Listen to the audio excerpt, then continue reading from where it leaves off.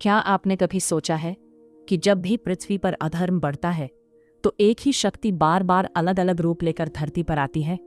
हाँ, वही शक्ति है भगवान विष्णु, सृष्टि के पालनकर्ता।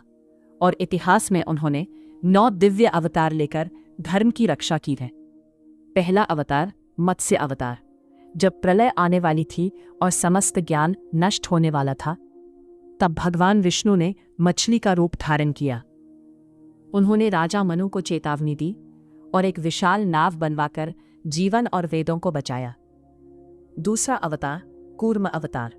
जब देवता और असुर अमृत पाने के लिए समुद्र मंथन कर रहे थे, तब मंदराचल पर्वत डूबने लगा। तब भगवान विष्णु ने कछुए का रूप लिया और पर्वत को अपनी पीठ पर संभाल लिया। तीसरा अवतार वराह अवतार।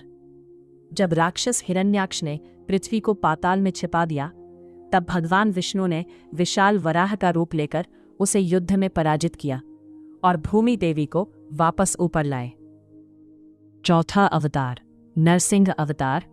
अहंकारी असुर राजा हिरण्यकशिपु ने खुद को अजेय समझ लिया था, लेकिन अपने भक्त प्रहलाद की रक्षा के लिए भगवान विष्णु आधे मनुष्य और आधे सिंह के रूप में प्रकट हुए और संध्या समय स्तंभ से निकलकर उसका अंत कर दिया।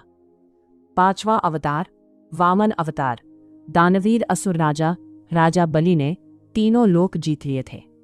तब भगवान विष्णु एक छोटे ब्राह्मण बालक के रूप में आए और केवल 3 पग भूमि मांगी और 2 कदमों में ही पूरा ब्रह्मांड नाप लिया।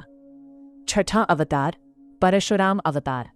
जब पृथ्वी पर अत्याचारी क्षत्रियों का अत्याचार बढ़ गया, तब भगवान परशुराम ने जन्म लिया और अन्याय के विरुद्ध युद्ध करते हुए संतुलन स्थापित किया।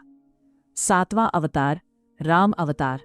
त्रेता युग में भगवान राम ने जन्म लेकर धर्म, मर्यादा और आदर्श जीवन का उदाहरण दिया और लंका के राजा रावण का अंत किया।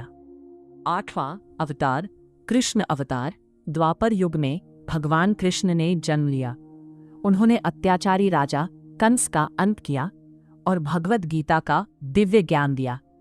9वां अवतार बुद्ध अवतार। करुणा और अहिंसा का संदेश देने के लिए गौतम बुद्ध का अवतार हुआ, जिन्होंने मानवता को शांति और मध्यम मार्ग की शिक्षा दी। और शास्त्रों के अनुसार 10वां अवतार अभी आना बाकी है, कल्कि अवतार, जो कलयुग के अंत में प्रकट होकर अधर्म का अंत करेंगे। यही है भगवान विष्णु के 9 दिव्य रूप, जो हमें याद दिलाते हैं कि जब जब धर्म पर संकट आता है, तब तब ईश्वर स्वयं उसकी